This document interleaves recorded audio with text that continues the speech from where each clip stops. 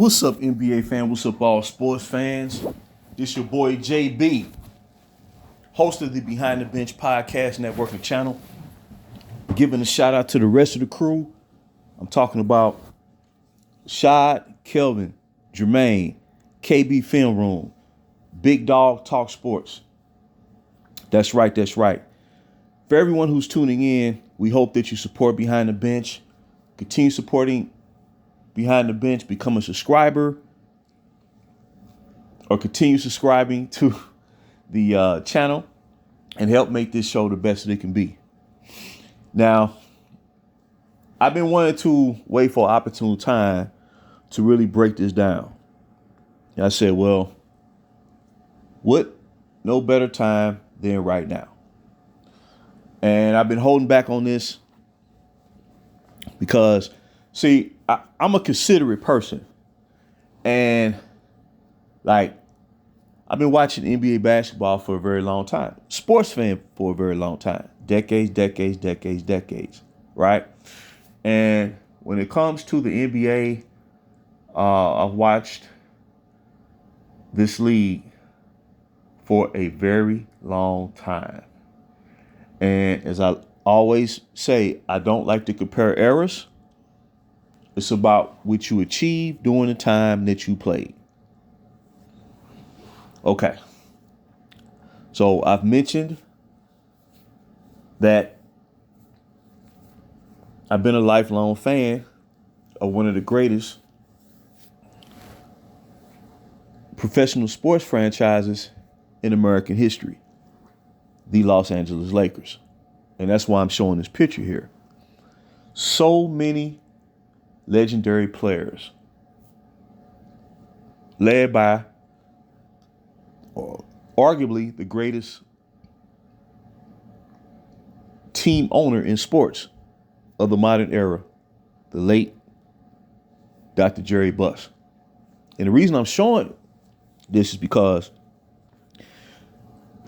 Jerry Buss was a visionary, and he always had a great read. He always read the temperature of the room properly. And he always understood how to continue moving the team forward year after year after year and what was needed, right? So what a lot of Laker fans don't know, particularly a lot of younger Laker fans, and this ain't about saying what fan's better than the next. It ain't even about that. But how can I say this? I put it this way. It's not what they don't know, it's what they haven't been told. Let me put it that way. Dr. Buss was so visionary that he had the foresight to see. This was back around like the late 2000s. And when the NBA and the NCAA compromised on age limit of when a college player is eligible to declare entry into the NBA, they came up with the one and done system because it was way too many high school players entering the league by the beginning of the 2000s. That culminated in seeing a high school player selected with the number one pick of the 2001 draft, that being Kwame Brown. Okay, so high school players had all the potential, athleticism,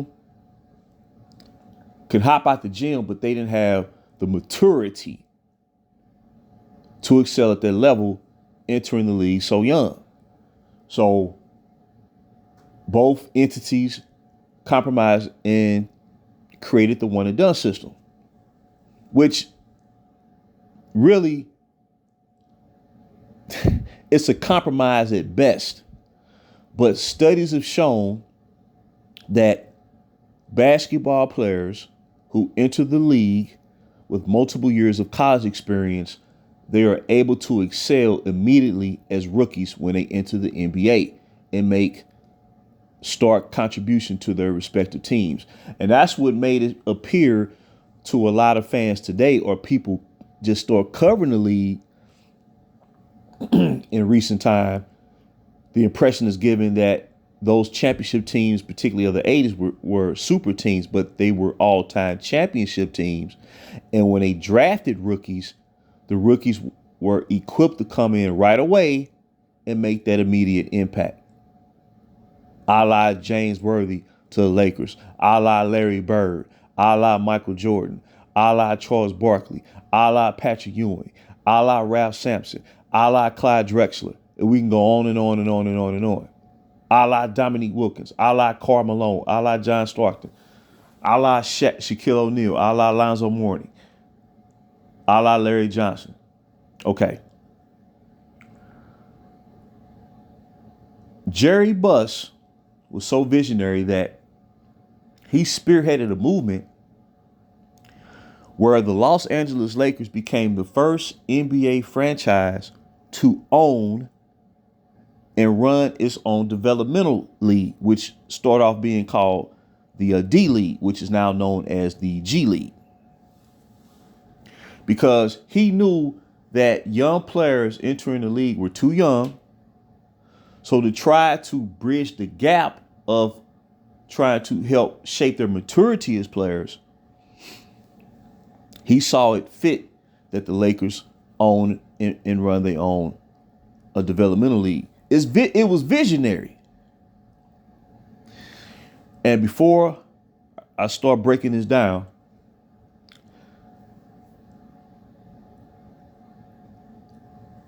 his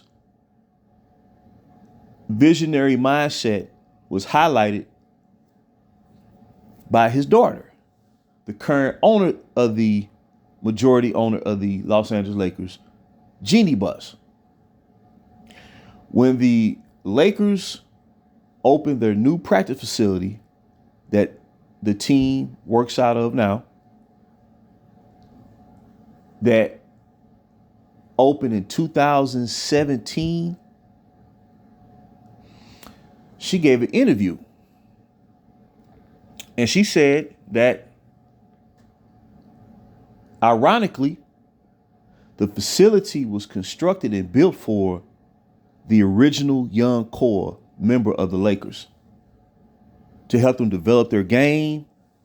And they implemented advancements in recovery from injury, like workout machines or whatnot, training staff that would help the players recover from injury quicker than what they normally would, depending on what type of injury they had. So that practice facility that the current squad works out of was originally built for the young core that represent the franchise from 2014 up until 2018, 2019. Okay. So she highlighted that her father saw it necessary to develop young players in between the stage of playing as a collegiate athlete to one of a professional athlete. And this is why the original young core of the Lakers was so important, because they were going to serve as the foundational piece for the future, built on the concepts and theme and visionary of Jerry Buss that was carried on by his son, Jim Buss, who reiterated that goal and that ambition, because he gave an interview during the beginning of the 2015-2016 season where he formulated, he came up with a blueprint to formulate a plan where the Lakers will return back to the top of the basketball world by year 2021, with the young core serving as the foundation to achieve their ultimate goal. It would have been visionary and revolutionary at the same time. It would have been another era of greatness. Okay, so let's go to what has transpired, and then I'm going to start breaking this down. So you go from being presented with this exceptional future built around young talent. Then you bring a guy in who specializes in shortcuts and manipulation of the system to stack the deck, a la super teams. So the thought process transforms from one of a true building block path of success to we're going to siphon everything off, exempt a whole era, preempt a whole era of true Laker basketball to pursue a win now scenario that has led to one season of success per se, but it was at the cost of what you had in your hand, or as they say, the land of milk and honey. So you go from the young talent was most needed to most expendable at the snap of a finger. But a funny thing happened. After that 1 year of so-called success, the team deteriorated year after year after year.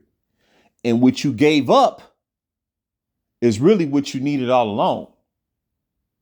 Because after the 21-22 season, when the Lakers fielded the oldest team, not just in the history of the franchise per median, but in the history of professional basketball itself.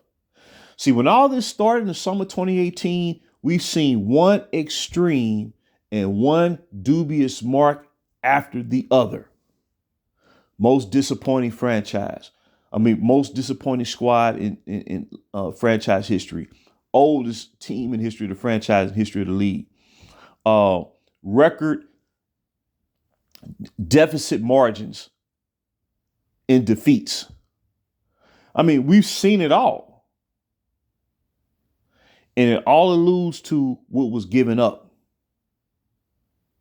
And what younger fans of this franchise don't realize is the Lakers never sold themselves short, especially once Jerry Buss bought the franchise and always invested in their future. That's what produced Showtime. That's what generated their run throughout the 80s. That's what led them to become the decade of the team of the decade of the 80s. Then they invested again. Kobe Bryant, Shaquille O'Neal, Derek Fisher, along with the tremendous young players that they had in Eddie Jones and Nick Van Exel, to build up to the point to where they start running the table and win championships in 2000, 2001, 2002. And then after Shaq left and was traded to Miami, they rebuilt again around prime Kobe Bean Bryant. And it took some time, but eventually they returned back to the top in a real way, where they had a real run, where there was no significant drop off after the so-called success was achieved.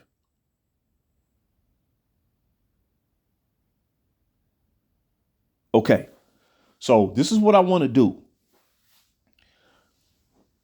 because it was obvious after the 22 season, when the Lakers failed to make the play-in with a record of 33-49, a team that's featured 5 top 75 players, which has never been seen before.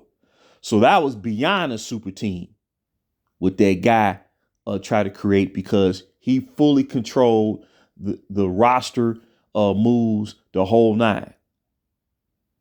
One LBJ LeBron James. And that futility or lack of your own talent, drafted talent, carried over to the next season. It carried over to the next season where they started off 0-5 and 2-10. So they had reached a true crossroads. And the only thing that saved them was receiving an influx of young players that they were led to believe, or a lot of supporters of the team were led to believe were no longer needed. Okay, so what I want to do is compare the current cast of young players on the Lakers, particularly ones who was traded to the team last year, and the ones that they signed this offseason, during free agency heading into this current season. I want to compare that lot to the original young core. So we're going to start doing that now. Now, this is the depth chart of the original young core of the Lakers. And what I won't do, I won't compare D'Angelo Russell, Austin Reeves, or Max Christie. Those are drafted players. Well, Austin Reeves was scouted by the Lakers as an undrafted player, but he's played his entire career thus far for the Lakers. So I will not count him. See, I still respect the scouting department. The scouting department of the Lakers are top notch. So I won't even mention them. So what I'm going to do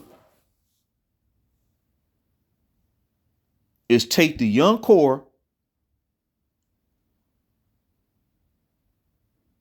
that were traded off, shipped out for a win-now scenario to the current young players. Now, let's start off with this. First of all, now fans may say that the current lot of young players is more talented than the original young core. But what they're not considering is the age factor. Most of the young players, actually all the young players that they brought up in here since the trade went down last year. I'm talking about Jared Vanderbilt, Rui Hachimura, Jared Vanderbilt, Malik Beasley, who was a part of that trade last year. He's already gone, playing with Milwaukee Bucks. Mo Bamba, he played one half of basketball for this franchise and didn't see action no more. Now he's playing in Philadelphia. But nonetheless, they brought him up in here. And then they signed a whole cast of young players. Gabe Vincent, Jackson Hayes, Cam Reddish, Taurean Prince. Well, he's kind of an older veteran per se. So we're going to compare that. But the difference is they were in their 20s when the Lakers brought them in. Like 23, 24, 25 years old. Whereas the original young core, they were just getting started at 18, 19. Like Julius Randle was drafted, he was 19. Brandon Ingram was drafted at 18, but started his rookie season shortly after turning 19. Lonzo Ball was 19. Jordan Clarkson, I believe, was like 20 because he played 2 years of college. Same with Larry Nance, like 20, about 20 years old. Vitsa Zubac was like a prospect at 18. Now, your Josh Hart's had 4 years of college experience, so he was like around 22 years old. Kyle Kuzma was like 21 years old. Okay. So you look at this depth chart of the original young core. The Lakers drafted so brilliantly that they darn near fielded a team, a roster that consisted of 85% drafted talent. Probably 90% of drafted talent. And that's not even considering the G League players that you had, such as the Alex Carusos of the world. You look at this depth chart right here, and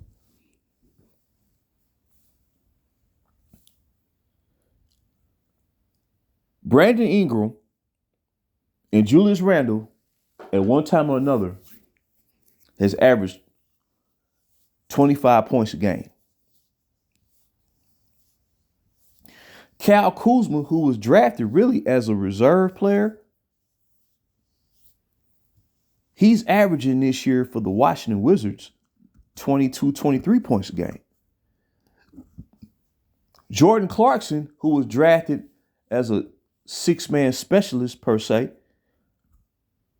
his mentality is that similar to the Mamba himself, Kobe Bean Bryant. His mentality was, I'm gonna come in here, and I'm gonna shoot. I'm gonna put so much pressure on the defense by the fourth quarter, I'm gonna break my man down, and I will prevail. Well, guess what? He's the only original Laker to ever win Sixth Man of the Year. The only one that's ever done it. And by the time he was traded to Utah, that's where he won Sixth Man of the Year. Like his third full season with Utah, he was averaging 20 points a game. We've never seen a NBA franchise let go of four players of the same draft period, average 20 points a game or more, where two of those players averaged close to 25 points a game. Where Brandon Ingram in his first playoff foray averaged 27, 6, and 6 versus the Phoenix Suns in 2022. 4 straight games of scoring 30 points or more in their series, their first round series, playing for the Pelicans versus the Suns. Julius Randle became an all-NBA performer, achieving something that hadn't been done since the days of Larry Bird. The first player since Larry Bird to average 24 points, at least 24 points, 10 rebounds, 6 assists a game, while shooting 40% from three and 80% from the free throw line. Leading the Knicks to the playoffs for the first time since Prime Melo back in 2015. Josh Hart won a national title at Villanova his senior year. He had a very good rookie season for the Lakers. In his second year, his playing time was curtailed because that guy started bringing in veteran players such as Michael Beasley and Lance Stevenson that cut into the development of Josh Hart. But nonetheless, his scouting report was that of an elite rebounder. And he's been showing that every freaking year he's been in the league ever since he was shipped out by the Lakers. He is proven to be the best pound-for-pound rebounder in the NBA, drafted by the Lakers.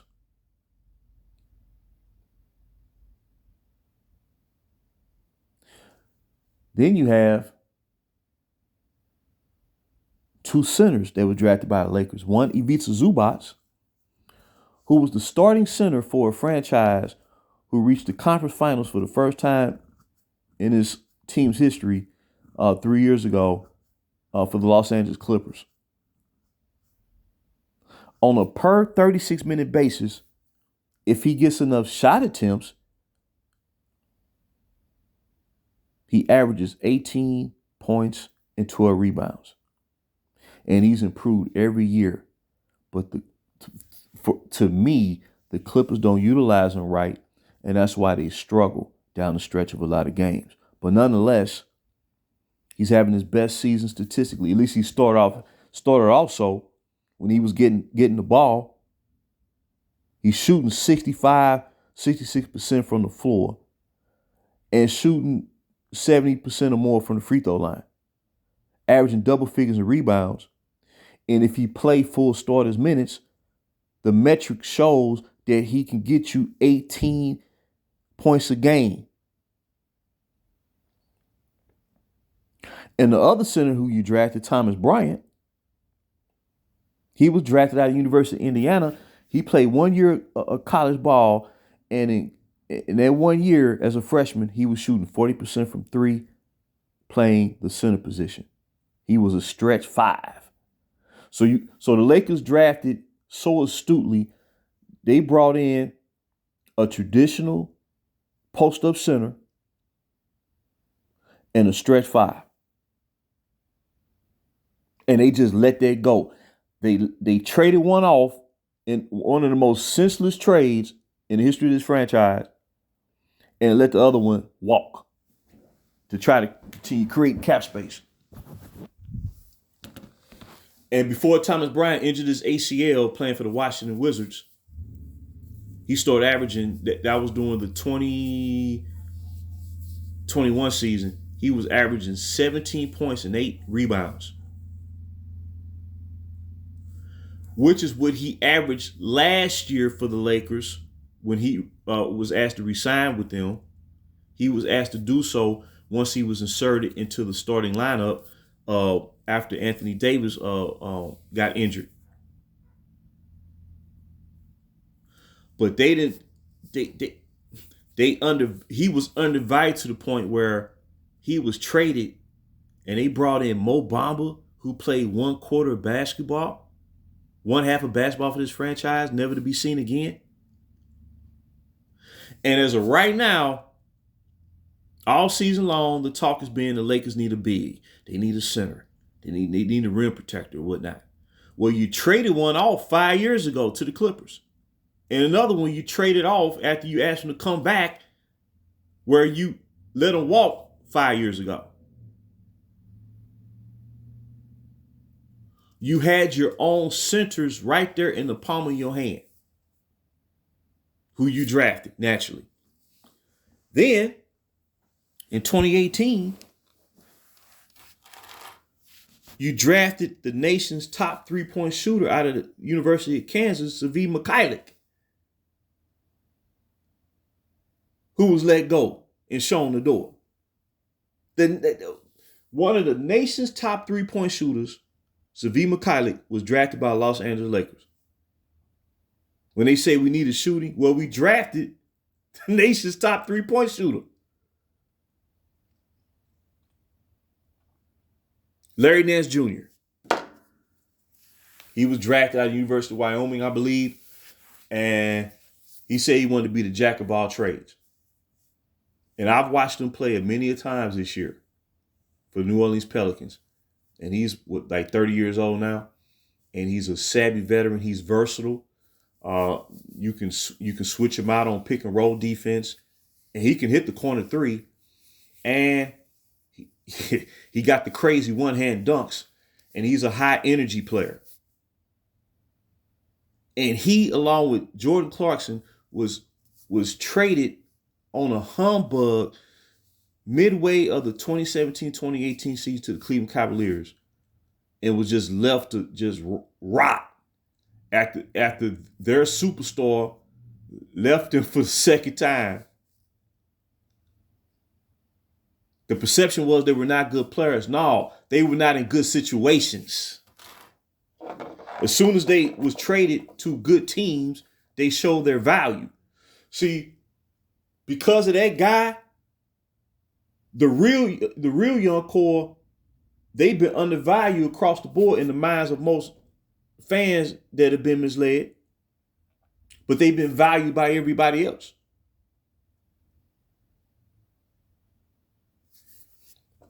Okay, so, Mo Wagner, we drafted him in 2018 along with Svi Mikhailiuk, and I believe he was a junior at the University of Michigan. He helped lead him as a at-large bid team, a underdog, a Cinderella, to the national title game in the NCAA tournament. So we was drafting so good. The first wave of the drafting process, we were bringing in one and done players, such as the Julius Randles, the BIs, the Lonzo Balls, people like that. Then the second wave, we took it another level. Then we started bringing in college players with more experience. See, we was ahead of the whole curve. We was ahead of everybody in sight who was starting all over again. And we were actually beginning to execute the vision of the late, great Dr. Jerry Buss. It was being operated to perfection. And they were all dispersed across the NBA landscape. And now, the franchise is trying to replace the original young core with the young players who they brought in. Now, mind you, I just mentioned that the original young core, they started out at 18, 19 years old, 20 years old. But the young players that they're bringing in now, I'm not going to say they more, how can I say this? They were given time to try to discover their game or mold their game before the Lakers brought them in. But what I want to do real quick is compare the productivity of the players individually that they brought up in here compared to who we let go. Now, fans may say and try to convince themselves that the young player they bringing in now are better, but the difference is they're playing with two superstars. Whereas the original young core, they were thrown to the wolves, right? In the heart of Golden State being prime with prime KD.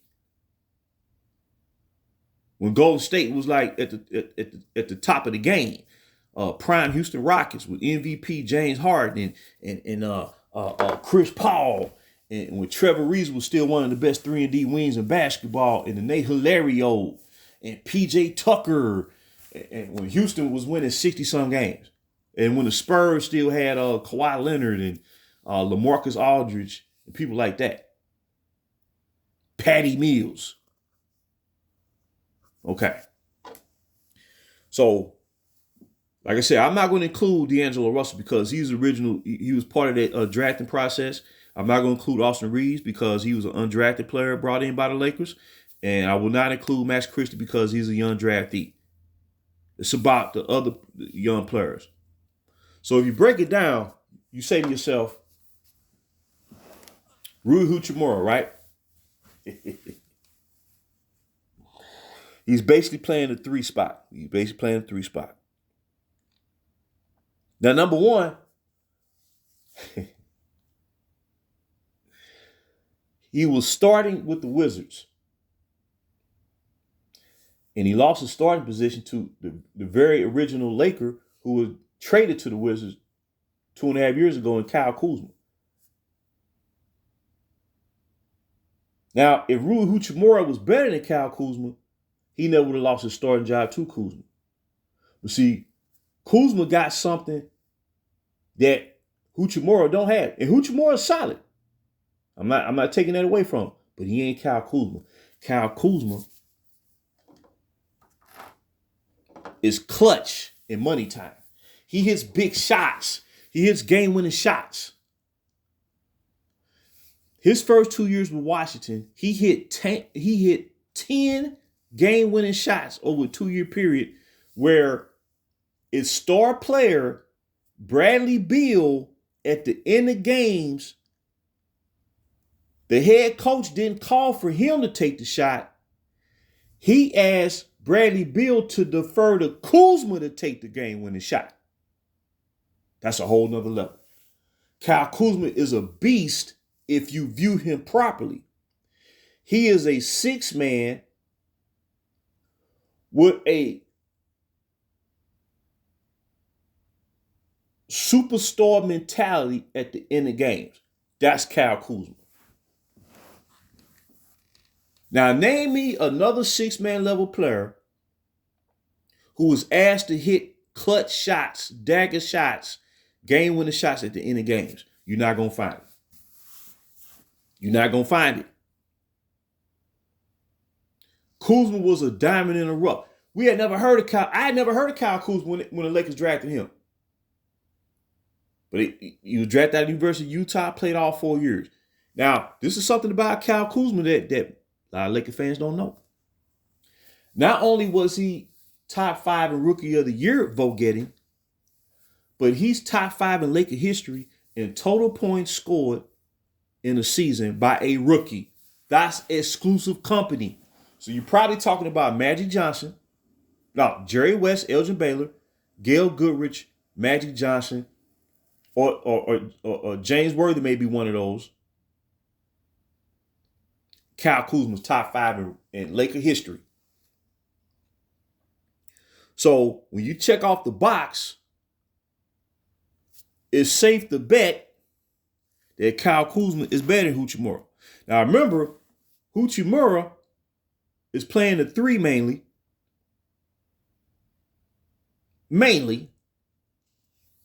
when the team is supposed to be fully healthy. Now Brandon Ingram was drafted to play the 3 spot, the small forward spot, but he can also play the 2 guard. Okay.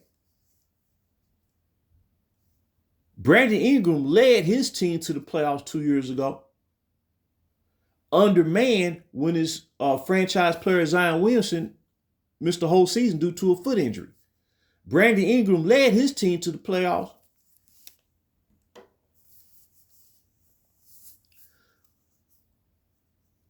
Do we think that Hachimura is that type of player that can lead a team to the playoffs?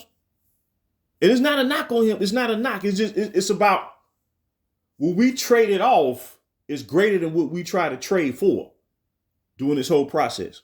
The only difference is the young players now are playing with 2 superstars. The real young core, the original young core, had to start off on their own. They was thrown. They had to compete in the wilderness. They didn't have no anchor. That's what I'm trying to say. They didn't have no anchor. They had to learn on the fly. Okay, check it out. Okay. Jared Vanderbilt. Oh, Hachimura is about like a career 12 point per game score, 12 and a half point per game score. Well, Kuzma, as I say, Kuzma, his last 2 years with Washington, he's averaging 22, 23 points a game. His rookie year, he averaged 16 and a half points a game. Okay, Jared Vanderbilt. He played hard. He's solid, but his career scoring average is around 6, 7 points a game. When he was traded, he was immediately inserted into the starting lineup at the 4. Now, compare that to Julius Randle.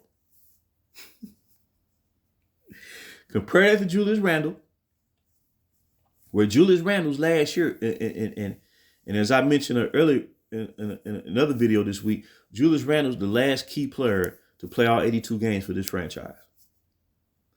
In his last year with the Lakers, being inserted into the starting lineup, he broke through as a player and he started averaging 20 and 10.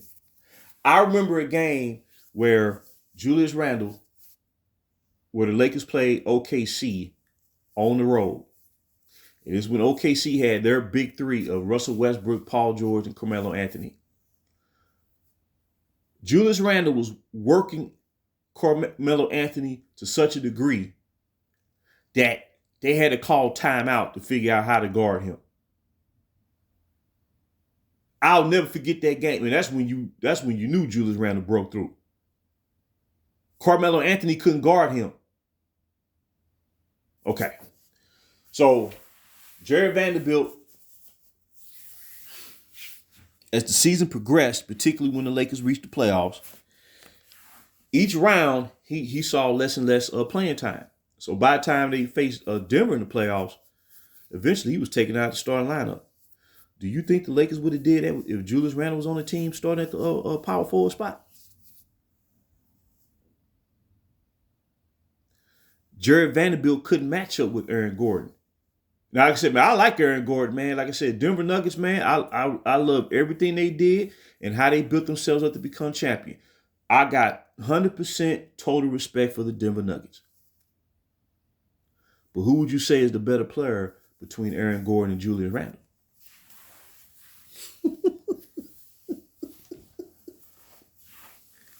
So I'm trying to show and highlight what we actually trade off when you break it down player for player. Okay. Let's go to Cam Reddish. Let's go to Cam Reddish. Cam Reddish has already been on his 14. I think he was drafted by Atlanta Hawks. Then he was traded to New York Knicks. Then he was traded to the Portland Trail Blazers. And then he was picked up by the Lakers. He played hard. He played hard. But can you sit there and say he better than Josh Hart? The Knicks traded Cam Reddish to Portland to acquire Josh Hart.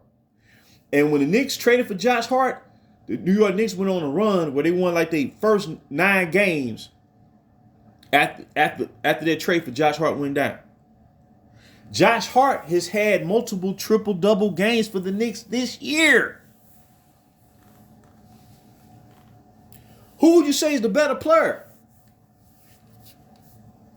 between Cam Reddish and Josh Hart? You see where this is all headed? Okay, Jackson Hayes.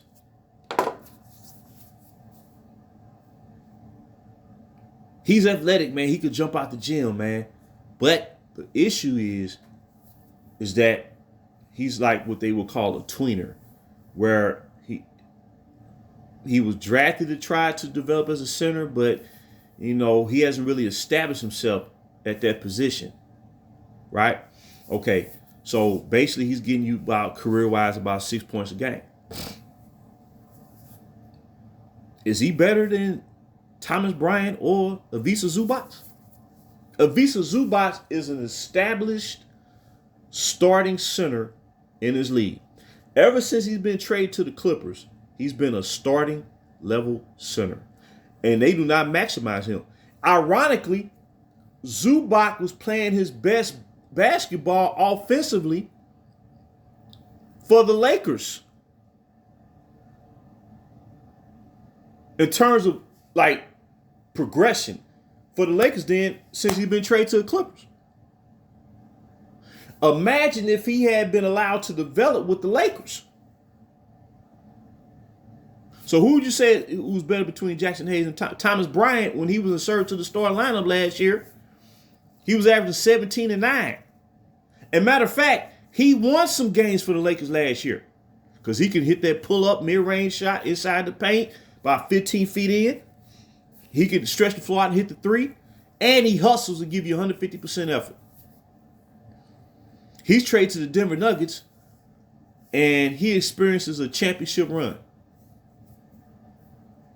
But he was undervalued with the team who drafted him, and he was let go. And they still have not solidified their position. So who would you say is the better player?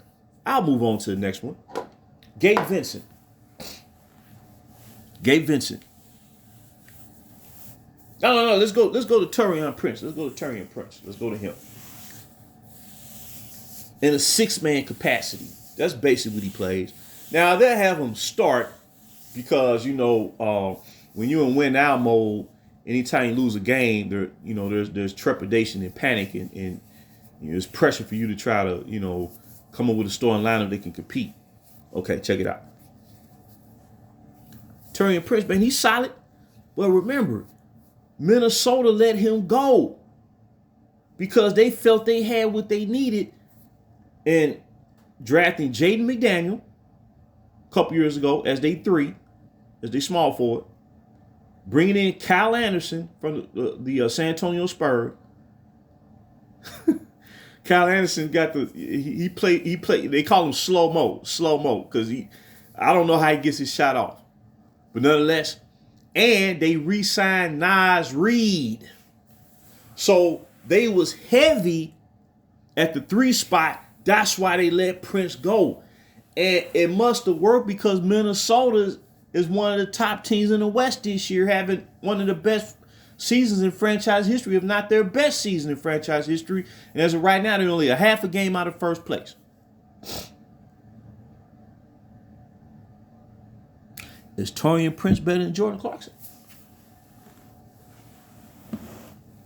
Is Taurean Prince better than Jordan Clarkson? I say no. Jordan Clarkson won Sixth Man of the Year.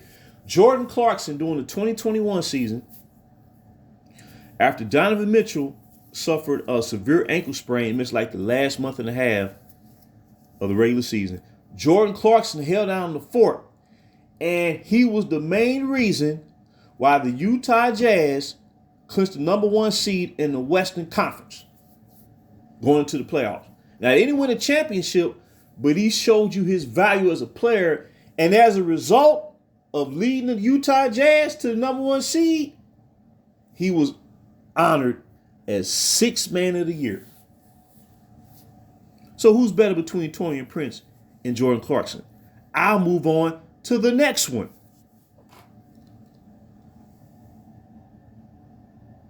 Gabe Vincent. He was brought in because the Miami Heat decided to let him go. And he's had injuries all year. Now, he's giving you career-wise 6 points a game. Now, check this out.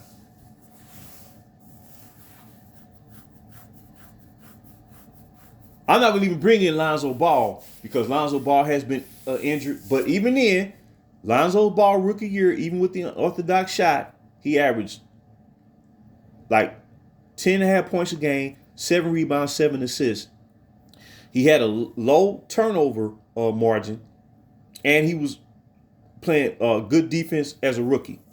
And his statistical production as a rookie was carbon copy to one Jason Kidd. When we drafted Lonzo Ball, I said to myself, wow, we got our own Jason Kidd. But nonetheless, I'm not going to bring up Lonzo Ball. You know who I'm going to bring up? Alex Caruso. Alex Caruso, first of all, he's durable. First of all, he's a great defender. He has great instinct for basketball, and he has intangibles. Last year, before he got hurt, because of a dirty play that caused him to miss stretch of the season, as a reserve, Alex Caruso was leading the NBA in steals per game before he suffered that injury.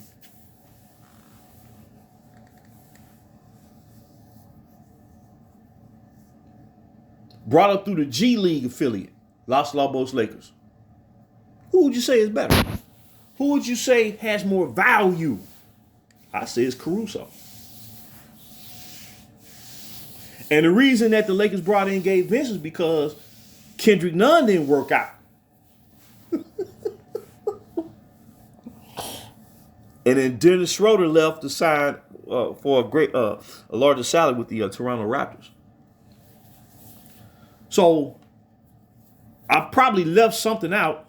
As I said, Mo Bamba was brought in to replace, I guess, Thomas Bryant.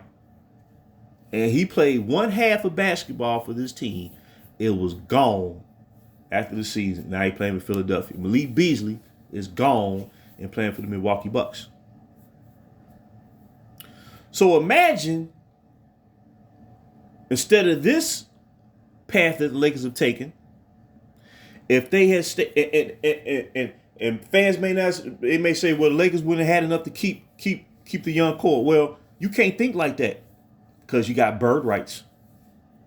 Because this team they got out here right now, they got a multitude of players, and they've been operating like this for the past 3-4 seasons. They've been signing a wave of players to vet minimum deals anyway that signifies they're going to be in and out of there. It's not going to be a long-term venture. See, this is all short-term. There's nothing long-standing about this situation. Okay. Imagine a scenario where you actually build up your foundation with your real young core, and you bring in a star player who is willing and has the mindset to uplift and anchor that young core, and you still got your draft picks,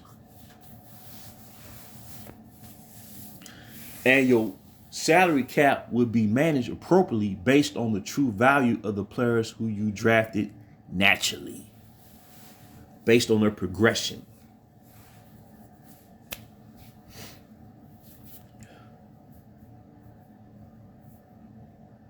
What I'm saying is, you paying a guy right now 4 years, 48 million, who's been practically out all season, whereas Julius Randle played all 82 games for this franchise, returned to be his last year, and he wasn't looking to break the bank. He wanted to be a Laker. Long term, as he said, he wanted to be a Laker for life. He was only asking for about like 16 million a year. And there's some reports saying he was willing to take 13 million a year. So as I said, compare Jared Vanderbilt to Julius Randle, I don't think there's a comparison. So what I'm trying to say is, everything has been turned upside down. Everything has been turned upside down. And the way I view it is, instead of being, what's their record right now? They're 9 games over 500, but they still in the playoff spot, the play-in position. And this is such a short-term venture where to field this team, they have to continue taking away from their future to do it. Whereas you had the future in hand before all this started. That team would be so much better. The chemistry would have been so much more sound. There wouldn't be all this drama and static about making moves every year. And there wouldn't be talks of trades every day, coaches getting fired. It'd be a beautiful experience. Like I said, and then you could still have Austin Reeves, who's undrafted. You see what I'm saying? So I just wanted to make that comparison, man. And like I said, in later videos, I'm going to break each individual progression of the original young core down, player for player, and just show, they're meeting every player that they drafted during that 4-year period. They've met every projection that I concluded in terms of where they can reach as a player. And like I said, even Brandon Ingram, he hasn't reached his prime yet. He's 26 years old.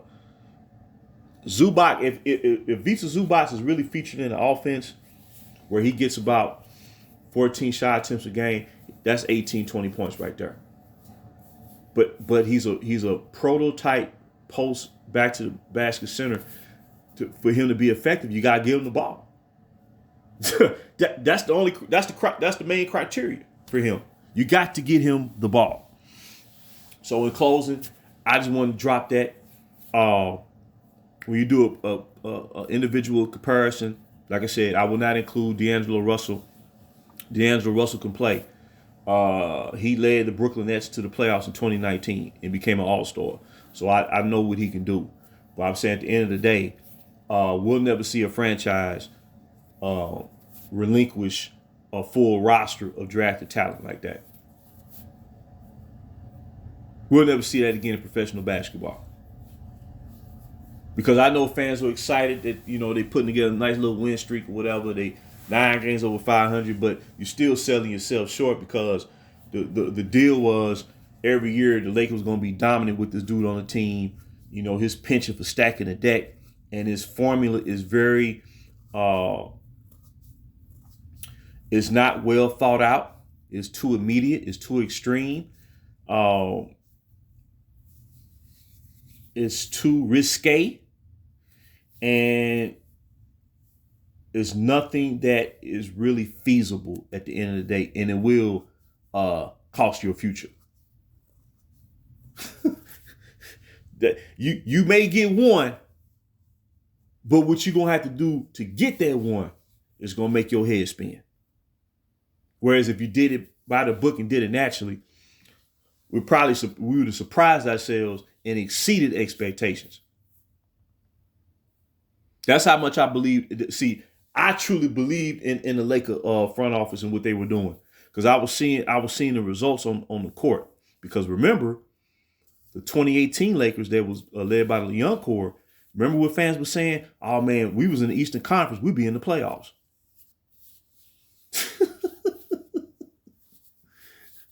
So, like I said, I just did a breakdown. I don't think it's disputable. It's disputable. I can't think of one young player who they brought up in here that you could say is better than any member of the original young core. Not one. Not one. So I just wanted to break that down. And it is what it is. I would have stayed the course. I would have believed. But until next time, this is JB for BTB Behind the Bench.